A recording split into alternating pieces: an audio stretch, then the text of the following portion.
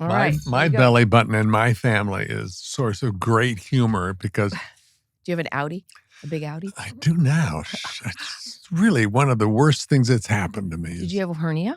You have a hernia. I did, yes. And that's just not fair. But more on this later. Okay. Sorry.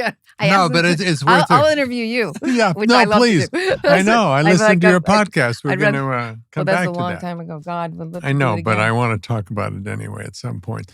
But Mary has been known Where's Woody? He's making a movie? What, do you see the last word there? Sometimes. There you go. It used to be a parentheses. Because We've he lives made it in bigger now. Hawaii anyway, right?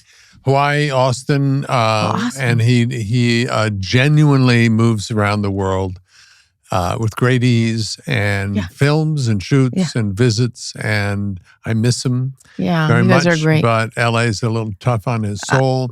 I moved to the East Coast, so I'm only here just for my daughter had a premiere last night, so I'm staying at my sister's, and so So that is so cool. Shoot, before you came, I was going to just do names again, but Zoe Blue. Yes. Zoe Blue is my daughter, and she's coming out in the movie Dracula.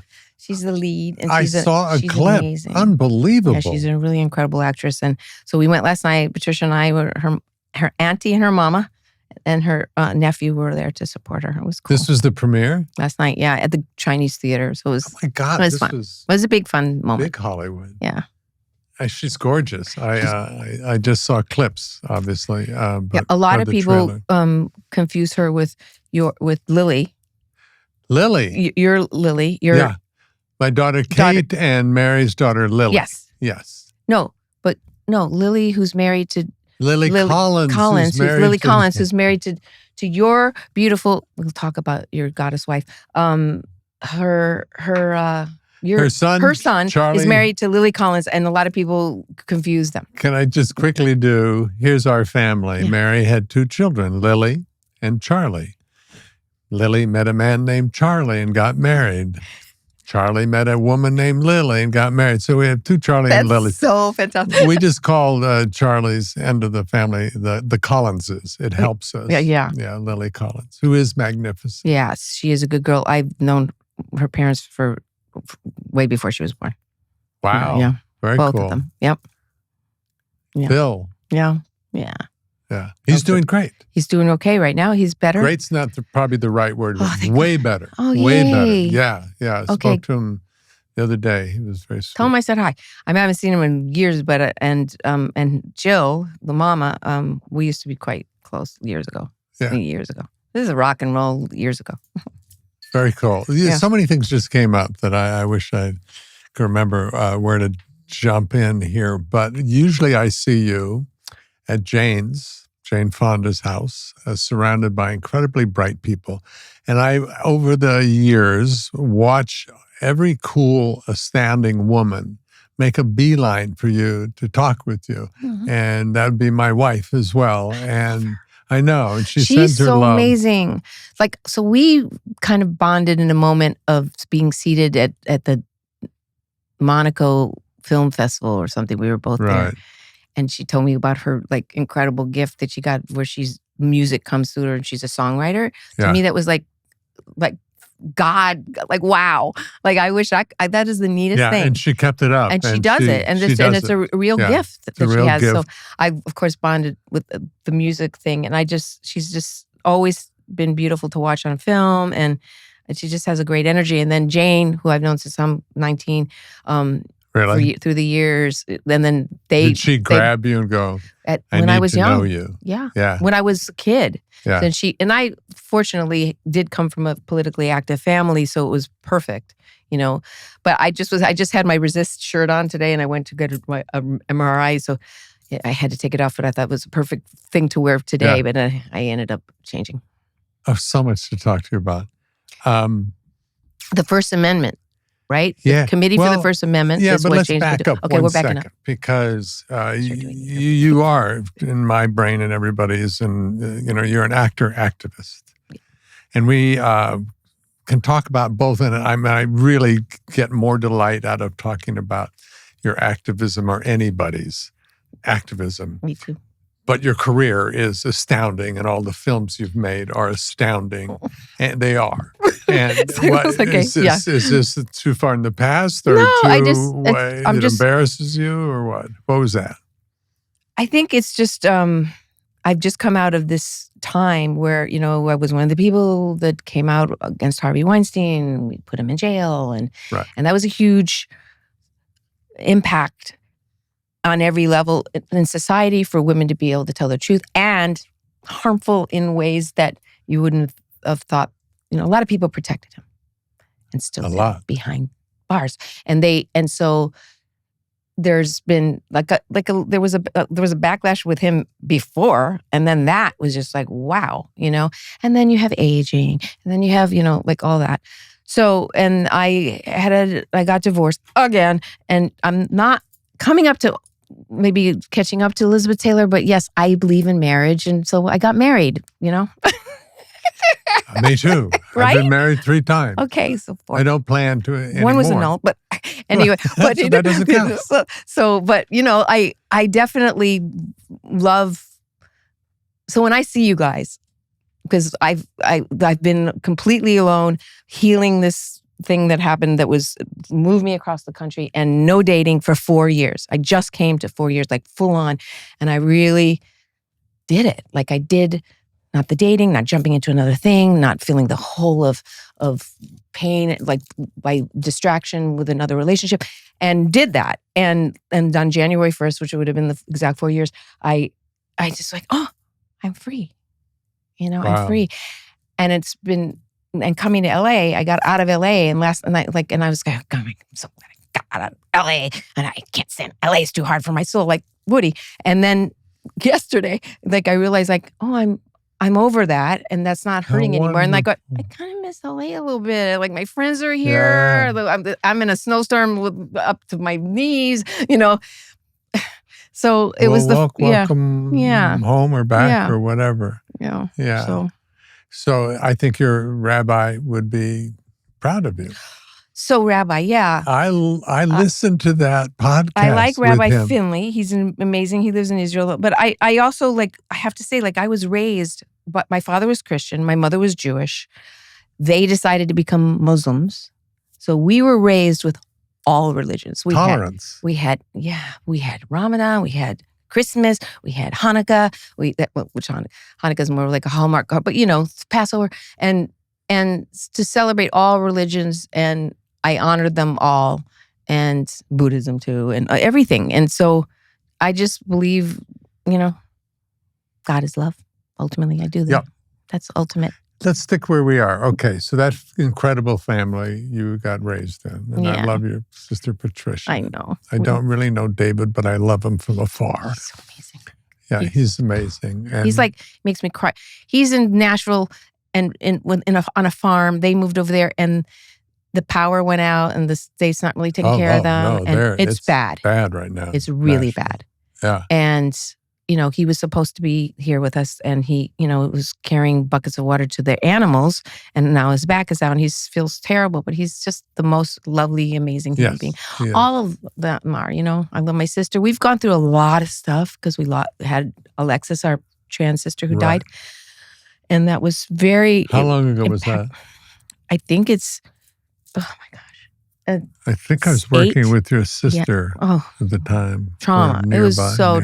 Yeah. It blew us all up. We all went our separate, we weren't we went our separate ways. There was a lot of angst, and she's so good at taking care. Alexis Arquette. Alexis. And Alexis died of AIDS-related causes, and it was horrible. Yeah. And so David and I started, our family, but David and I mostly started this, the Alexis Arquette. It's the Alexis Project, and it was at USC Medical Center, and it was a clinic, full force clinic working at USC Medical Center, and they just shut it down. Just recently? Yeah. I'm kids sorry. Who help kids, to help children who are being thrown out of the street because they want to wear pink or beaten up, do you know what I mean? So I do know. And so it's been really horrible. I can't even talk without bursting into tears. It's been very painful. And that's Dr. Astrid Hagar, who's a child abuse doctor, and she was seeing so much abuse, especially in the LGBTQIA community, impacting children. And because of federal funding that they might lose, they had to do that? They got, the head of the hospital came and said, this has got to go. Mm-hmm. This has happened. Yeah. So it's gone. And that's what's the trouble with saying glibly, elections count or whatever, you lost, and what is that phrase? But there's so much suffering and death as a result of removing funding around the world. Yeah. Anywho. And so we're trying to, how do we, I'm learning so much in this time, having spent a lot of time alone in this healing process, where you know who your friends are. The community is really important. And then I went and got this MRI, because we're all having to check as we get older, we have to do these tests that are especially scary. For your brain. This wild thing. Yeah, so just to make sure everything's cool. But I was a little flaggy because I had a lot of trauma, and trauma impacts your brain. And so I went in there and got the loud test and stuff. And then I had my brain, I was going and if I have something really bad, and then they tell me I have 6 months to live or something, I'm going to do it in the front lines. I am. Yeah. That's how I'm going. I'm going fuck you all. Sorry. Fuck you all. So fuck good. You all. That's not fuck you. Fuck ISOL, meaning the guys who I'm standing in. No, and I thought I would be very honored to die that way. Maybe I shouldn't say you that. You are. Yeah. Wait a minute, because you not yet. You get these wackadoodles that yes. You don't say, oh really? But that's Jane. Jane wants to spend the rest of her life, which she always has, making a difference. I know. She's my hero. Yeah, literally. Right? Yeah. Leave her alone for a second. Go back. Because the first one was be your mother, Marty. My mom. Your mom. I mean, you grew up in this family where skipping around a little bit and everything. But what was that like? Because my mom was a young mom who, she was a serious activist always. She raised us with that. But in Chicago, she was one of the people that coordinated a peace march for the anti-Vietnam War in Chicago, and Martin Luther King came. Wow. And he was there. It's I said, where are the pictures? I want to find these pictures. Because I was on the back of a truck with him, and she had painted on my chest, "Stop the War, Kill No More," on my bare chest. And I was in the back of a truck with Martin Luther King. He was wow. Yes.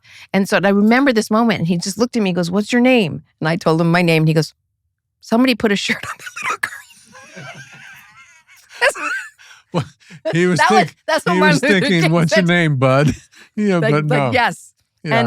And it's trine mine was very free, it's okay to be, but he was actually protecting me. Yeah. He was protecting me. Early he was on. protecting me early, and he saw that, wait a minute, it's okay, but she is, 6 or something. It was not in diapers, so.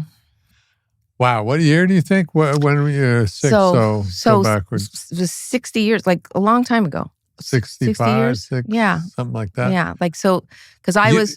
You have to go. You have to go to the newspaper or whatever the big newspaper was back then, and go through their archives. I will bet you. Yes, I wish we could find pictures. As a mom, because you didn't have the iPhones, she didn't have a camera in the moment. But wow, I would have loved to have that. What about the acting side of her?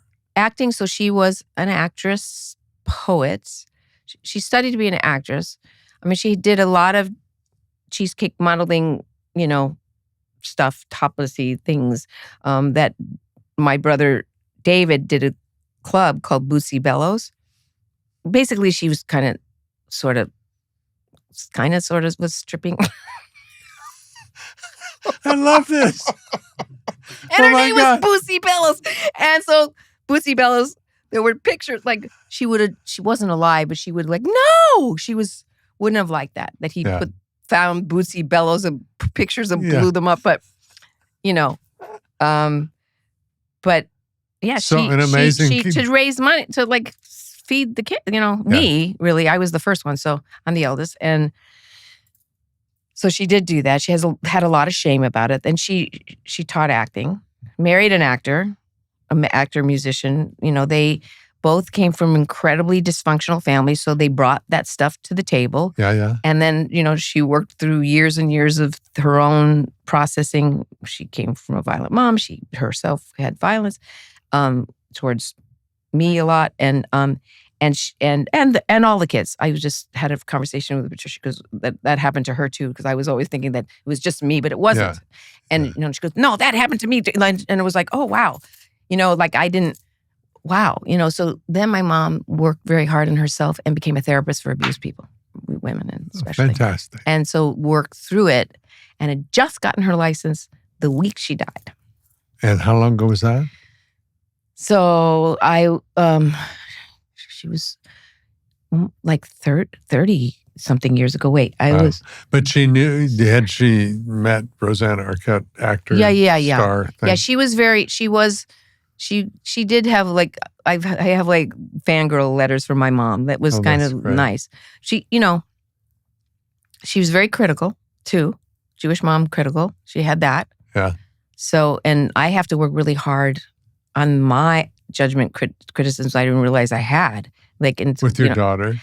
It's like I was like, I don't like, yes, and I've worked really. We've gone through stuff so that's not I work really hard to not do that. It might be a little like, well, and like she has. I'm the same way, and boundaries. You wouldn't think that of this glorious human being, but I did it to my daughter, and Mary turned to me and went, "What are you doing?"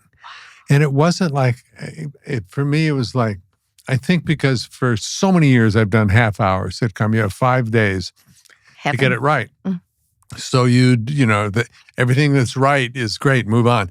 And no, this doesn't work. So your eye goes to what doesn't work. Yes. And instead of telling my daughter all the myriad of things that she was doing that was right, I picked on the one thing my eye went to that wasn't quite right. And told her it was just horrible. Yeah, but you had your partner in life that was able to just go, "What are you doing?" And you go, I think it was stronger than that, but yes. Yeah, but you could take it and hear it. Yes. Hopefully in the moment, but maybe not. Yeah, you did, and you went, "Wow, I'm wrong." And see, that's the thing that's where we learn, right? Okay, but to be real, I'd done it to Mary for enough times that when she saw it to my daughter, she went, "No." Yeah. You got to stop that. I'm so real. lucky. You are married so to an amazing lucky. person, yeah. You guys do have it makes me cry because you do have a energetic glow around you. Like that's like it's palpable. Like it's the aura. Yeah, the aura. It is, and we do all the bad. All the angry, all the we do everything. But we kind of met each other. I was 45, she was 40, and we had made all the mistakes. We had made so many mistakes, or at least I have, I'll speak for myself, that I thought, I'm incapable of having a relationship. So anyway, you work through that stuff, and then you get handed that perfect person, and it's, you don't waste time. It's a blessing. We're very lucky. Yeah, and were you not even looking? Or were you? No, I had really went, I'm done. I can fuck up any relationship because I saw it was me. Yeah. It was always me. Yeah. I always take my 50% always. And then, but I'm a bad picker. Not for me. Not to say they're bad people. Yeah. It just wasn't the right thing for my life and clearly theirs. Yeah. So. Yeah. But then you go bigger picture and you never know what your deeper, bigger purpose is, and you're certainly doing it. Just figuring it out, Can I? Because I just came from something last night that was all women, and I'm always in rooms with all women. How? I don't know. That's cool. Hormone count. Something's off with me. No, it's a good thing. It means that you accept and love and honor women, and you don't feel threatened by them. No. Yeah. It's possible. Am I saying that I never feel threatened by Jane Fonda? Of course I do. No, I don't. So anyway, last night was about because as you mentioned, Mary is a songwriter. Yeah. For real. This is what she does. And she goes to Nashville and co-writes with all these amazing people. And these amazing people and Mary last night got up. It's a thing called Mother. And it comes under the, what is it? I can't remember the overall brand. I can look it up in a minute. The overall umbrella is some other thing that deals with supporting women. But this is women who are mothers and who are breaking through in the music world, and all of a sudden they're asked to stop, or they don't have the money to hire a nanny, or they can't afford the bus. So they're going around, and it's like there were like 6 or 7 amazing singers, half of them real artists that were traveling around and raising money and attention to go, let's support this. It doesn't have to be that because you're a woman and you have your baby that you don't get to be creative in all areas, including your art. That's right. It's pretty cool. It's amazing. And let's just pay for the babysitter so I can go in the studio for, this week. That's fantastic. Yeah. And that's what your searching for, Deborah Winger was about. I watched it. But, I wish I would have had Mary in that. Oh, she would have been so perfect for that. It was just, but yes. But tell us what that was about and how you got to that. Yeah, it's exactly that. Balancing your life with the arts. Something once you become a mother or you're an artist and you choose another artist to be with and you're making it work. But some people can't do that. There's jealousy, there's competitiveness, there's feeling like, to explore the balance of all that. So it's called Searching for Deborah Winger, and I think I had hit 40, and I was kind of like, this isn't fun anymore. Like auditions, an agent said to me, "Well, they just think you're too old," and it was so callous. And I just remember going, I feel like I'm just coming where ingenue's done, and I want to explore this stage of my life, and that's where I'm at now. Like even now, I'm like, I am grandma. I could be a grandma. It's like okay, so, but they were basically saying it was you're over with. Could have come around the Harvey vibe world too. Maybe that was just like something was going on, and the agent I don't know, but it was after you had said something. I don't like. You got that response or no? I think I didn't know stuff that was going on, until people were coming to me like, somebody, I had told Jane a long time ago, but she, and a few people knew that this had happened, but everybody, you had to keep no one was going up against this guy. It wasn't until a couple of journalists came, Ronan Farrow in particular, who I love, and who came to me and said, heard that did this happen with you? And the anxiety they went through my body was so intense. And also the New York Times, they asked too. And it was the anxiety before you spoke. And I said, I know this is going to be a big deal. Like, am I going to ever have a career and have health insurance? Was that, And I was like, it's time to talk about this because this is not okay. And so we did.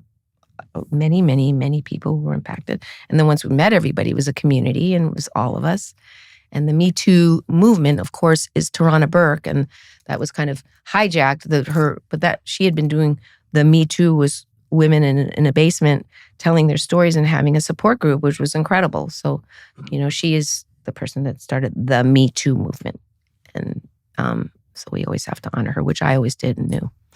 A lot of people didn't do that, and it pissed me off. So it did because of Twitter at the time, which was the town square, and it no longer is. I got off it the night that he bought it 4 or 5 years ago, or like the last midterm with him. Yeah, and knew oh no, man, this is about controlling the narrative. I'm getting off this thing now, and I was right. Yep, but at the time, it was a very impactful, powerful thing that went viral around the world. Right. And did you have a sense of camaraderie with the people who also came out, or was that there were many of them, yes. And then then there were, you can't say this, but like there were people that kind of were like jumped on a bandwagon that pinched me in the ass in the 70s, and became like it diminished. It diminished it. Where is it? Like it's terrible. Look what's happened. I mean, we're in a government now with nobody cares, and even children. It's okay to.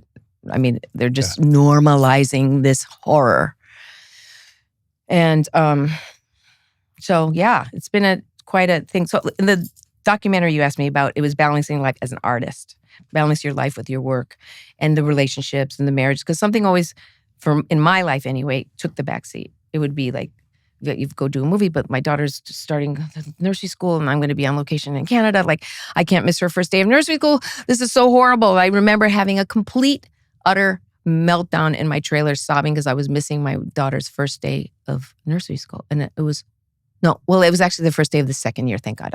Yeah, it was the second time. But it was horrible. It was like, I don't want to be that mom. Like I did have help. Our nanny Onelia, who was with me, helped me be able to work and have a solid thing for my daughter when I did go away.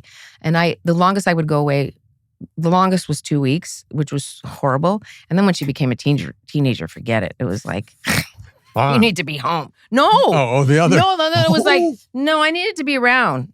No, then it was like, I need to be around. So there was something that was going to take me along. It impacted things, and not a resentment way, but it was hard to balance it all. Like, God, please, my kingdom for a television series in Los Angeles would have been amazing. Yeah. But it just never happened. Mary said that you always feel like you're in the wrong place. Always. Because you're either missing being able to have your creative outlet that brings you joy, or you're missing your children. So it's like almost this no-win situation. She was making big movies. She'd won an Oscar. And then kids came, and it's like, I think she did it once and went, I can't do this anymore. I will have to pick really juicy parts in the summer, really good movies that are small. Yeah. So it's 2 weeks. I can bring them for the first 3, and then they come the weekend, and then they'll come. So they can still be in and out of school, and all that. And that works until, or she would take them with them during summer. Yes. But that works until their 5th, 6th grades, and then they want to be with their friends. They want to be with their friends. They don't really want to be with you, but you don't want to leave in that time when especially now. I mean, I have to say, the challenges that parents have right now navigating, like, I don't know if I could have been a great mom during the shutdown and doing school online. I think I would have. I don't know how great. Kids hated it. I think it impacted. Social. Look at it's impacted the youth. Everything. And it, you go into conspiracy theory. It was like this shutdown was the way they kind of got in there to these minds and could. There was a friend of mine whose kid was online, 8 years old, doing work, and a cartoon popped up. They went to the cartoon, and it was a porn cartoon of a rape. Wow. Like, what is this? So were they just knew all these kids were at home trying to navigate the school. I can't even work the computer right.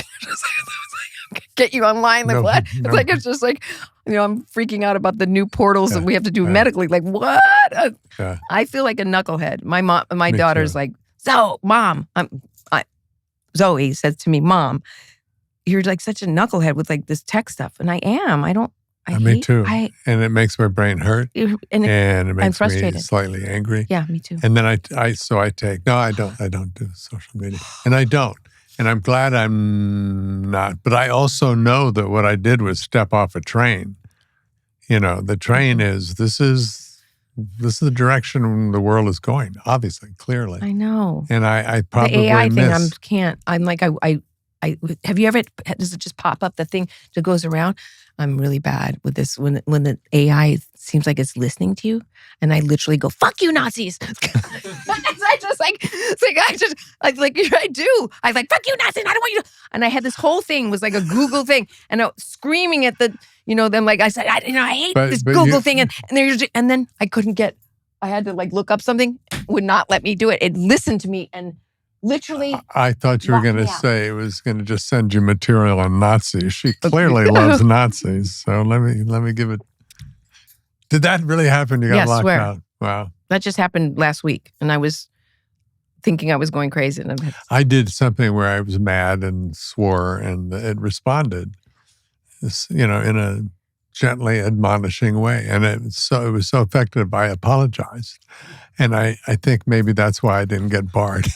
I swear to God, it's so strange. What did it say? Like it said, that language is not okay. Yes. I can't respond to that language. And you said, "I'm so sorry."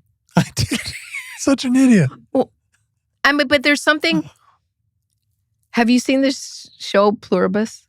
By the way, we just lost everyone. Yes, I did. Okay, so I just like a few, but the thing about when she has this rage and anger and what it does to the other person, it's like it's smart.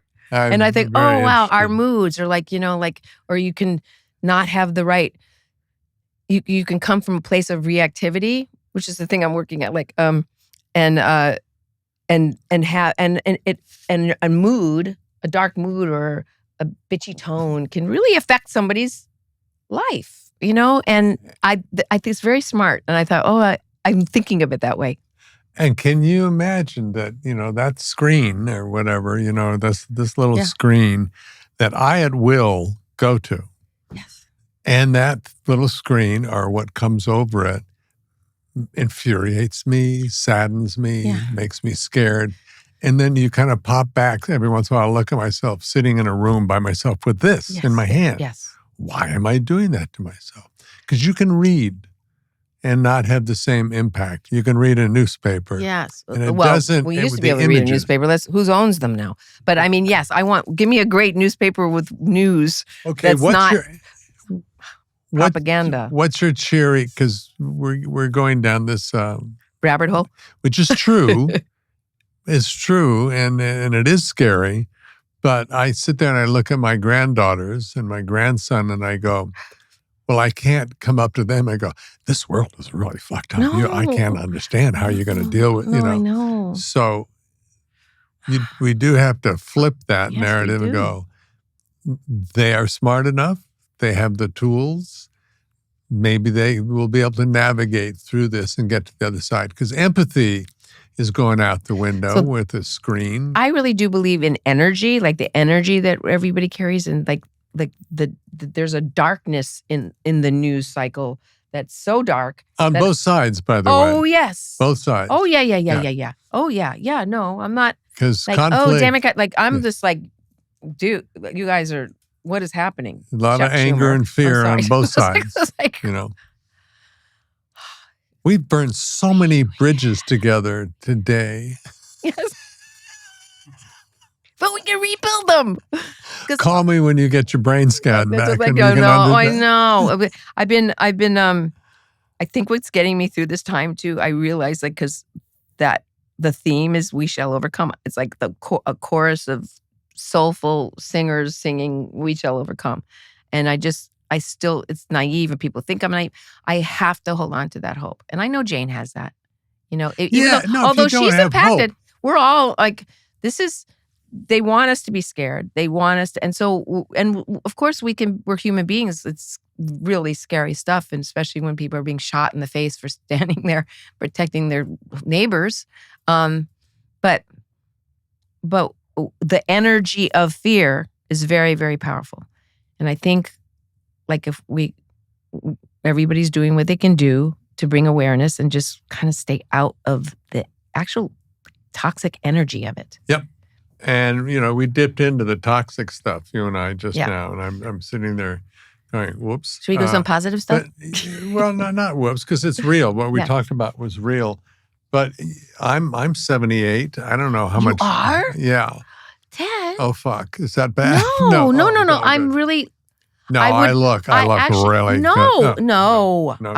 You're very youthful in your energy. Childish. We're talking about energy, though. We're talking about energy, and I actually would not feel that or think that. Like That's why I thought maybe 70, maybe like 67. Like you just hit that, maybe. You know, and like the teenagers are going, what, 70 is good? No, but 60, like in the 60s. It is, but here's my point, that however much longer we all have, you never know, I don't want to give away my joy. And that would be on me and my sense of hope and laughter. God, I depend on laughter. Yes. So Mary and I laugh a lot. And it's not wrong. You know, you do what you can do to stop things that are really evil. And if you don't have that in your makeup, then find somebody who does and support them if they're doing legal, good, noble work. Very smart. But, you know, keep your laughter going, keep your joy, keep your hopefulness going. And it feels better in your body. It feels better in mind. Because all of this stuff is impacting our health in a way, the negativity of it. Yeah. The fear itself is dangerous. I just was reading about trauma in the brain and where it goes. And the trauma in the brain goes to the back of here, all the neck area, thigh, all that. Yeah. And so that's what I mean, we're definitely getting to the point where we know that disease is dis-ease, that, you know, your unexpressed grief, your rage, your whatever that is not dealt with does have an impact on your body. And we're very, very blessed to be in a business that we can express those feelings in characters or, you know, in ways creatively, which is, we're lucky. We're very lucky to be able to do that. I love our tribe of people. You're really good friends with another one of my besties who I love so much. I've known her since she was 19. Is Laura Dern. Laura Dern. Oh my God. She loves you guys. Yeah, we love her. And she's a very, very cool. I've known her since she was 19. Love her. We met going with Jane up California, up the coast of California, and registering people to vote for the Toxic Water Initiative with Tom and her. Yeah. And I met her. She was 19 years old. She was with Kyle then. Yes. And that's when we met. And we were, I came in from her mama's memorial. That was really, Diane. Yeah, with Diane. We weren't able to go to the memorial. We went to the thing in Ojai. The celebration. Yes, her life celebration, which I couldn't go to. But I was happy to go to. You interviewed some really interesting. Diane Lane is a great friend too. So in your documentary. I just got off the phone with her. We're so close. And she moved east too. So we meet in the middle. And I told her I'm going to be home this weekend. She goes, "Where are you?" I said, "I'm actually, just had the MRI and I'm at Erewhon," which I love when I come to LA. Erewhon and MRI. What more can you? And so I said, "I'll be home this weekend. Let's hang out." Well, we've covered so much of this, but I keep asking people, what is it that you do to comfort yourself in these times that keeps you into love and joy and happipiness? Because that is... I used to do this, that when I started it during the podcasting thing, which... during COVID. It was during COVID, and I did it, I had out of my home, and it was I did 2 documentaries where I interview people searching for Deborah Winger and All We Are Saying, which was musicians. And I really love, like you're doing, I'm interested in other people. So here I am talking about myself, and I haven't done that in a really long time. So it's kind of, okay, I'm sick of my voice now, and tell me about you. I love doing this because I do get to talk a little bit about myself, but I love finding out. It's like we'd never go, at Jane's, find a corner and talk and let me ask you all these things and find out what makes you tick. We don't have the time. I will never look at you ever again the same because I got to have this, and it's nice. It's really lovely. Woody does this naturally in life. Over a joint. I know, Woody. Oh my gosh, during when the Me Too movement, it was the height and Harvey Weinstein big time, and it was Guillermo won for that movie, the other movie. Yeah, something of water. What is it? Shape of Water. Yes. Water. Thank you. And Woody was there. I remember it was, and he like went to hug me. He goes, "I'm afraid to hug you," and I was, because he thought. So I was like, I went, really? Like, come on, you know? Yeah, that's a good thing to ask him in that moment. On. Really? I was the person that was gonna, do that to him, and I was like, no. I was like, oh, come on. There's so many levels of the Me Too and the lessons for men that come out of that, because there's a lot that, like you say, somebody got their butt pinched. Yeah. Not the same level of the really evil stuff that happens. Like. And there were women that, there are rape is rape. And then there's sexual harassment in a very deep way. I was not raped. I was very fortunate not to rape. I sure could have been, but I have a spidey sense of red flag thing in me that like, danger. Like I hitchhiked across the country when I was 15, which was insane. And I had a boyfriend. We did do that together, but fake IDs, and get to San Francisco, and there was a crazy truck driver, and I just had this horrible feeling. And there's books out that Frank Figliuzzi did about the truck drivers and murderers on the highway. Right. I mean, this guy could have been that one of those guys. And I knew, and I made up this whole thing like I was gonna have diarrhea, and his been, get me out. I need to get out. It's like he got us out. He got us out. But so the spidey sense in me of just like danger. I have that. That's what happened with Harvey, where, I'm supposed to have this meeting on this movie that he said he wanted me to do. He ended up not doing this movie. So I don't even but for a minute he was doing Romeo's Bleeding with Gary Oldman, and they wanted me to play, I was going to play the wife. This is, who knows? Because my Annabella Shore ended up playing that role and is a major person that I had many, many conversations with to be able to, trust Ronan enough to talk to. He didn't produce that movie. But so I'm going to the Beverly Hills Hotel to have dinner with Harvey in the Polo Lounge, and I got the new script. You're gonna love script. And I get there, and they say, "Oh, Mr. Weinstein, we'll see you upstairs." And I was like, so first thought was like, and then, oh no, that he's got the penthouse, and because a lot of actors, we would go to meet in a hotel, and it was never. So I went up and I could feel this, thing. In you. And he opens the door in the white bathrobe. Oh, I can't move my neck. Son, I can't move my neck. Like really. And I went, and it just like, and I backed away and I said, I have a masseuse for you. I can get you a masseuse. He goes, no. Rosanna, pull the hand down to whatever. And I pulled it away. And he goes, you're making a very big mistake, Rosanna. Look what I did he gave me Gwyneth Paltrow and Elle Macpherson. Meanwhile, Gwyneth is one of the women that came out against him. So that was his ploy. Look, she won an Oscar for, it's like that's what he would do. Doesn't mean she did anything. And I said, I will never be that girl.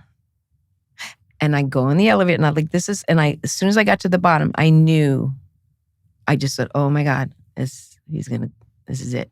And within, minutes, like in a couple of weeks, meetings got canceled. A thing fell apart.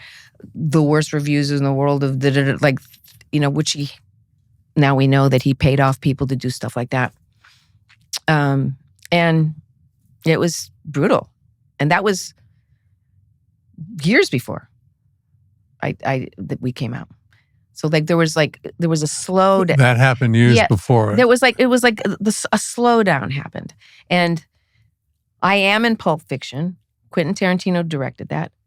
It did happen after the fact, but I am the only person in the movie that did not get a back end. And Quentin wanted me, so he didn't say no, but I didn't make a dime. Everybody else, made quite a lot of money because everybody worked for scale, but the people that, who'd worked a long time had a back end. And they didn't give it to me.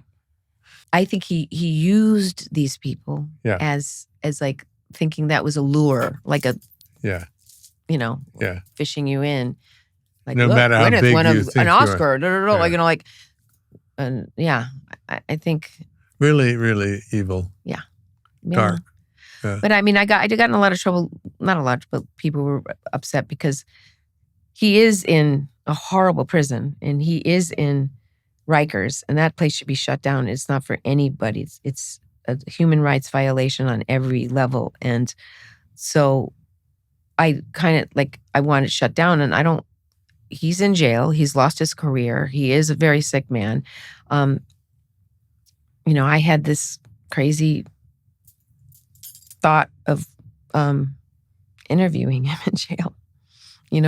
Because I do believe in redemption and forgiveness, and if somebody is willing to look at themselves, of course, and it's I'm like, what? How did this powerful man? How did you get here? And and have it be, And I said something like that somewhere, or was on the line or something about I don't think anybody deserves to be in that place. It's one thing they're out of society, but nobody needs to be treated, with shit on the walls. I'm sorry, and it needs to be shut down. And so I said that, and then I got people he deserves that, and I was like, I think. No, redemption is... Yeah. Right? Check the Bible. Yeah, I believe in redemption and forgiveness for the, and if someone is willing to, there's so many prisoners, down the Doughboys, down the mark that Jane and Lily are always doing, down the bakery down, the Homeboys. Homeboys. And what a gorgeous organization that is. These are guys who've been imprisoned, tattoos, they've done horrible things, and that father, what's his name? The father, Greg Boyle. And his books are amazing, and I'm sorry, I'm forgetting anybody's name. Yes. And these are people that have really completely turned their lives around. Yep. And they did some terrible things, but they're not doing terrible things now, and they're owning their stuff. And so I believe in that. I do too. Yeah. My friend I'm interviewing Friday, Mark Vahanian, has started something over the years, having met Father Boyle and worked alongside in some areas, something called Pathway to Kinship, which is working with, it started with recently, incarcerated people getting out. I mean, who were incarcerated, and working to get them a home, a real job so that they can thrive. But then he started going into prisons and working with people, including lifers who will never get out, but who wanted to make a difference by working with those people who would possibly get out. Oh, man. And he goes in with people who are victims, who have been victims of violent crime or their family members. And redemption is a very powerful thing. And if you think, I'm practicing what I know about my friend Mark. Yeah, neat. But if you don't do this, 70% of the people who are put out on the street with nothing, they'll return to crime because they have no idea. Choice. Yeah, what are they going to do? Yes, they don't have to return to crime, but the vast majority of them are back in prison without. Because they have a roof over their. Some people are scared to be out in the world. It's scary, Yeah. We even saw that, even that Shawshank, the people that at the end, it was. They in a movie to see that. And a lot of people want revenge. Yeah. Well, that ends up costing you more. Yeah. As a society. It's stupid on every level and not good for our, the heart of this country. Anyway. Let's heal the heart of this country. Yeah. Amen. And what else are you going to do? Why not? That's the other thing that I comfort myself with, the phrase, Ted, and then you die. Yeah. So what are you doing? Yeah. Don't be depressed. Don't be angry and furious. Just do the best you can to make things a little bit better every day. And watch The Good Place, because that was the message of The Good Place. Yeah. Wow, that's Me Too, Black Lives Matter. It was such a even if you go, well, I've never done that, or I'm not a racist, you had to look. I did. I had to look at, my intention. Our white fragility? Yeah. Well, I'm all right. Yep. I don't need to be white fragility, but so entitled. So entitled that we don't even know entitlement. It, Yeah. That I go, wait, what? Really? Oh, no. Or that, no, my intention was so clear that I was trying to make this person laugh. So what? Who am I? Do I really know that she's laughing because it was funny and it tickled her? Or is she laughing because she felt she had, or whatever? You just do not know. So that was a big thing to learn for me. And I'm not a racist, but we're white privilege. We come from it. Yes, and you provide the foundation for looking the other way or something. There's I think a really and here we are, and all of that. But it is. I think there was steps taken forward, and then some big ones back. But anyway. Yeah. That was, and we were all on the streets for that, and it was a huge, huge movement. And seeing George Floyd murdered, thank God she was 17. What is her name? But she filmed it. That footage was so put him in jail. That we had that. She had to go underground. Yeah. And Minnesota. In Minnesota. Hey, it's like, it's all, being human is hard. It's hard. Life is hard, all of these things. But our job in life, the reason why you're here, I think, is to grow, to learn, to know who you really, really, really are. And you turn the other way and have a blind eye and, you think, I will sometimes tell Mary in my defense over little things. Yeah. I wasn't aware. It was something, that makes me look good in the fact that I had done something that didn't have a good effect. Right. It's good for all of us to grow up and go, I did that. That was mean on my part, and I apologize. Oh, I am capable of being mean. I think my hope that we're doing that in my family, because we got a lot of turning the other way, or like having hidden resentments and not speaking for a little while. Coming from a big family like that, and there would be moments like that. And now it's really important, especially to not always be right or have to defend myself in something which I can be really super defensive. But that's not what. I didn't mean it like that. That, and I feel very attacked. And I can just hear how it impacted them.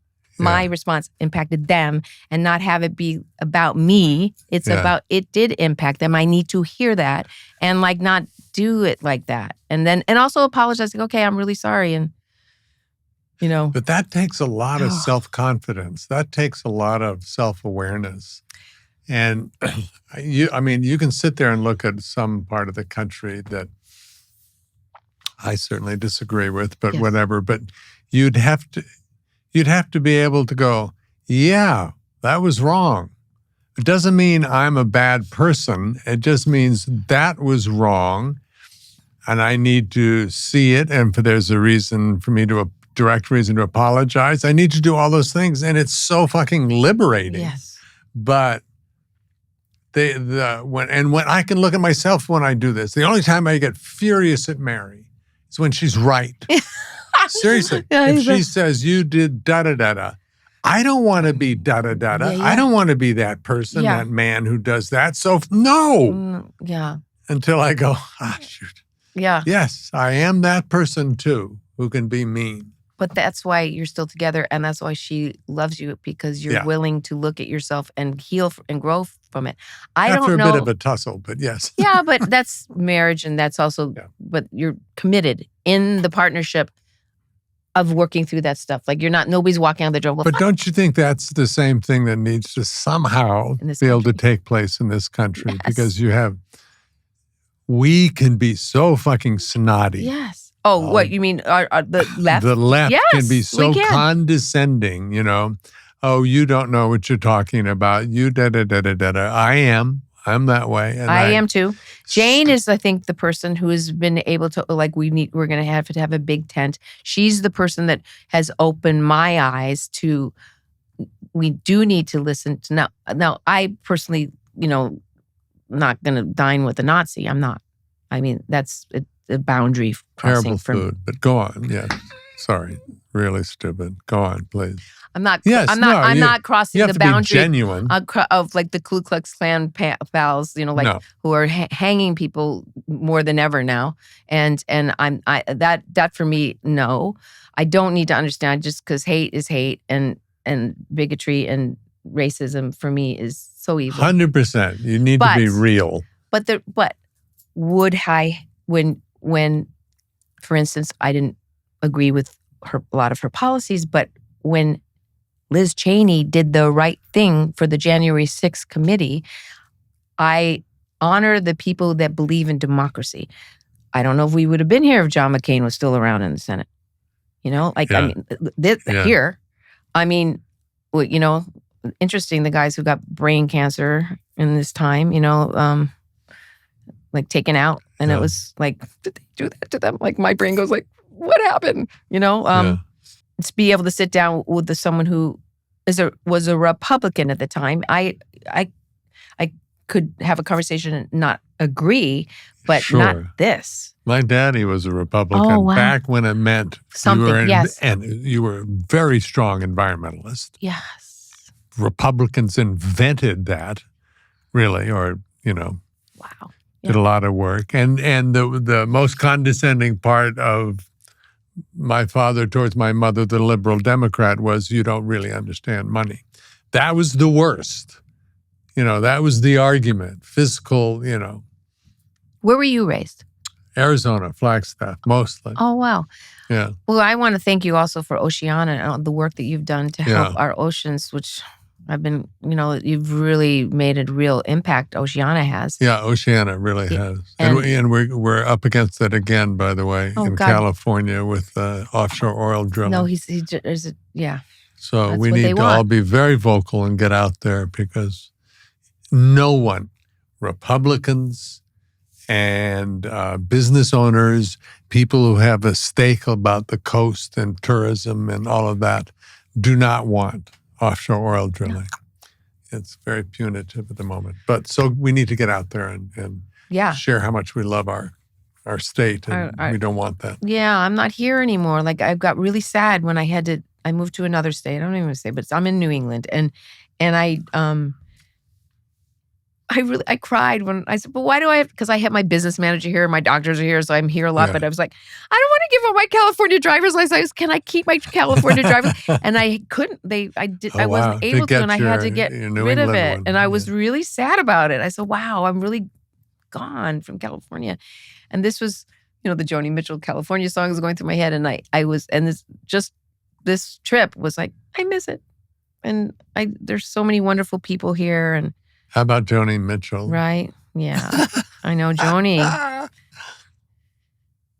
I know her for many, many years. And I mean, she was meant to live. She found her 3 days later after this aneurysm in her bathroom. And it was, you know. But here she is, she's singing. She's still, well, everybody loves her. So supporting her in her art, in whatever way it comes out in the world now, is so healing for her.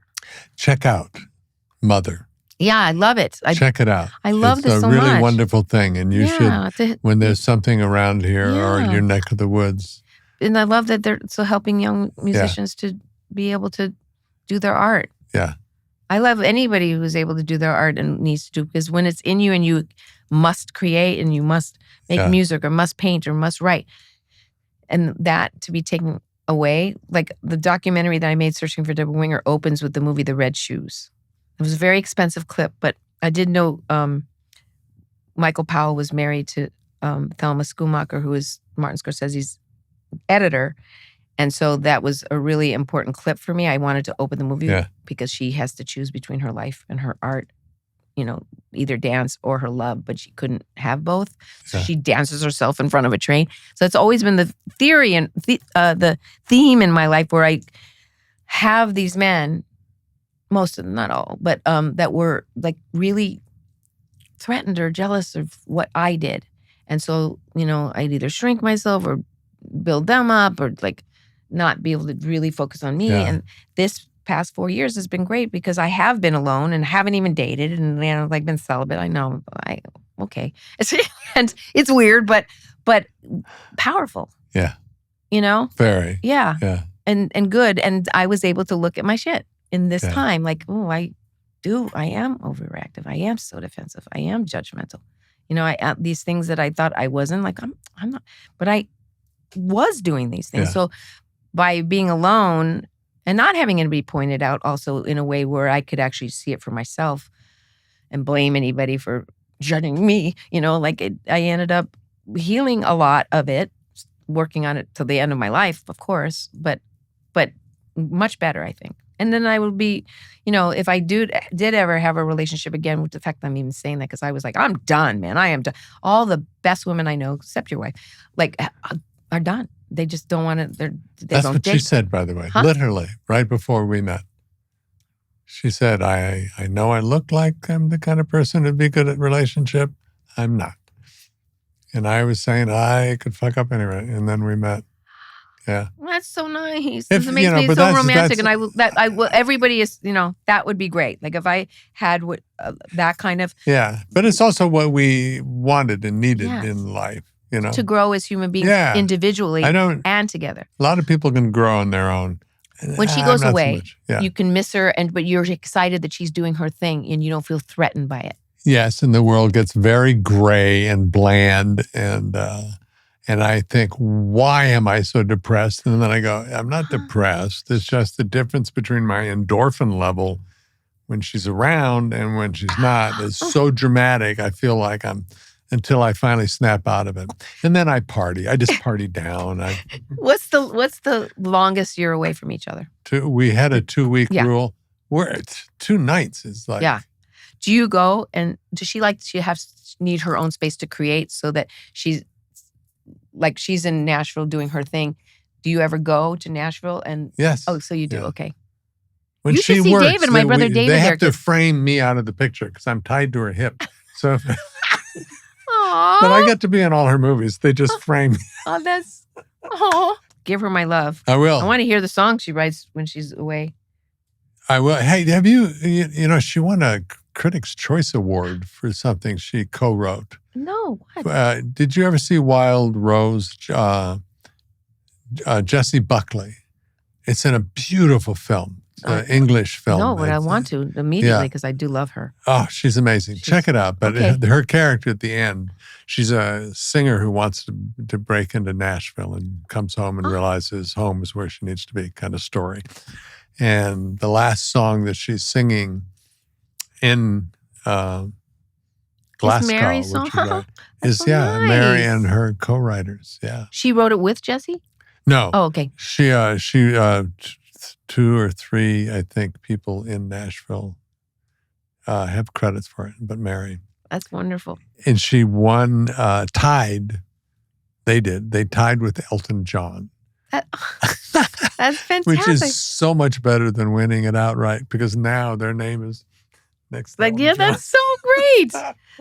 That's so great. Congratulations. Oh, I definitely want to see that. I do love Jessie Buckley. And you have a show with what's the new show? It's called with Mary. Man on the Inside. And we just got picked up yesterday. I haven't seen it yet. Is it already on the air and everything? I'm so bad with the TV. That's fine. It's I just watched Criterion Channel, but I did see Pluribus, but I don't really watch a lot. So what channel? So let me hear Criterion everything. or Yours.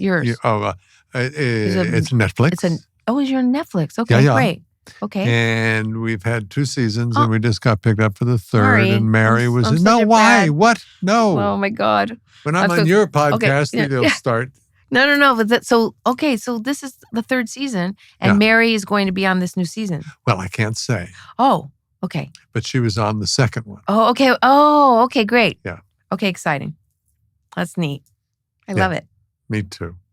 What else is going on? You want to talk about anything? Oh, I've had so much fun. So it's this has been really fun. I'm just I believe in gratitude. I'm just staying grateful, even in days of when it sucks.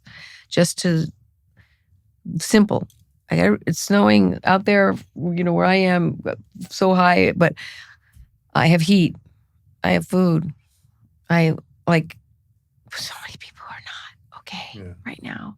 And there are so many scared people. I mean, do you know Eve Ensler?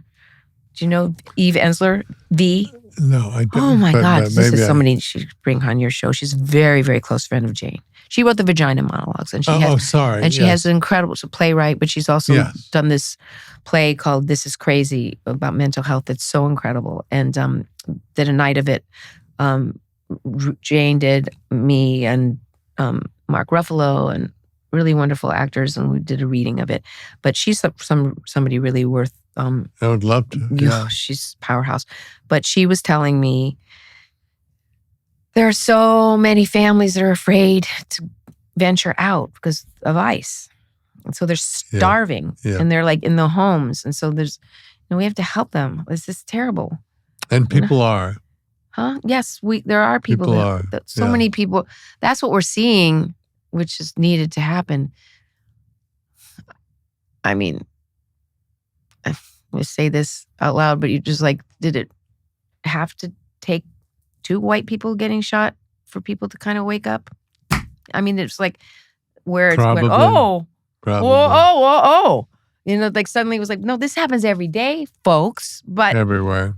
They happen to be white, and now people are waking up to it that nobody's safe, and this is we need to, but that's the sad part of it. This happens every day in community. Yep. People are being shot and disappeared, and I'm just so brokenhearted about it. I can feel it. If you're an empath, which we clearly, all the people that I know that are artists, that are actors, that are doing this. We kind of have to be some sort of empathy to, I think, be an actor. Sure. I mean, maybe, I don't know. You have to be able to put yourself in other people's shoes. People's skin and be that person, and without judgment. Yes. And the world is, I just want the energy of love. I strive for that, gratitude, love, all this kindness. And, it's the love thy neighbor. All these Christians, what? Do you read the Bible? Yeah, no. Yeah, we're going to make it. We are. We shall overcome. Yeah. And then we die. And then we die. Which is not a bad thing. You know, it's but maybe by this level of life that we're doing, who knows? Who knows? Yeah. My other word besides gratitude, which saved me, last 10 years, I think the word gratitude has really been very helpful to me. Curiosity is my new favorite word. Talking about brain health, stay curious, Dad. Yes. Stay curious. Yes, Wordle. I'll tell you my starting word. No, Mary's in my starting word. Do you have one that you pick every time with Wordle? What? Do you do Wordle? I do. I haven't done it in a long time. I was really. I can't even talk to you anymore. I know. I'm sorry. I was doing it a lot. And then kind of fell off the wagon of the Wordle. But I'll get back on there because it's important. It's really important. And then you can understand. It's the basis of our relationship. Do you compete? No, we cheat. We do it together. Oh, that's so good. That's so funny. That's wonderful. Aw. How long are you here? Curiosity and reading about a lot of. I'm here. I leave tomorrow, early a.m. I'm going back. Yeah. To I had this movie I'm in called I haven't talked about it, but that's Moment. Sorry. Oh, yeah, that's okay. I don't need to. No, freeze. I actually don't need. No, we do. That's the truth. Do I? They didn't even invite me to the new LA premiere, so no. But there's a. I'm not bitter. Have you seen it? Let's end on bitter. No. No, it was an oversight. Have you seen it? I'm not. Have you seen it? Yeah. It was just in Sundance. It was fun. It's fun. It's fun. It's like it's very well done. Not to worry. We'll cut this part. I mean, I was just like she has a huge audience of people that really love her, and it was really fun at Sundance, which was just last weekend, and had a great time. And then the snowstorm happened. We were supposed to have a big premiere in New York, but that didn't happen because of the snowstorm. And then I guess something happened here, and I kept saying, something happened in LA. Everybody went to LA. Is everything happening in LA? And then my daughter calls me. She goes, Mom, why weren't you at the premiere of the thing in LA? I was like, nobody invited me. It's like, and that was a great lesson because 4 years ago, or even a couple of years ago, even a year ago, I found myself like they can't stand me. Somebody like sabotaged me. Like I went to this moment and I did it literally maybe 10 minutes. And then now it's funny and now I'm okay. And it's like, it's okay. And it's like, it's all the young people and I'm the old lady in it. So it's okay. But I think it's the algorithm. And I did say, I got a phone call from A24. I said, we're surrounded by the 15-minute of fame people like that Andy Warhol said in 15 minutes. It's like, we've like, I don't know, I've been in this business for 47 years. You've been in this business for how many years? Like we're long, many years. Yeah. And there's kind of not really in the way the business is a respect for that. And then you think, well, am I an asshole for even wanting that kind of respect? Like, does it matter? Does it really matter? I'm in a movie. It's making money. Nice.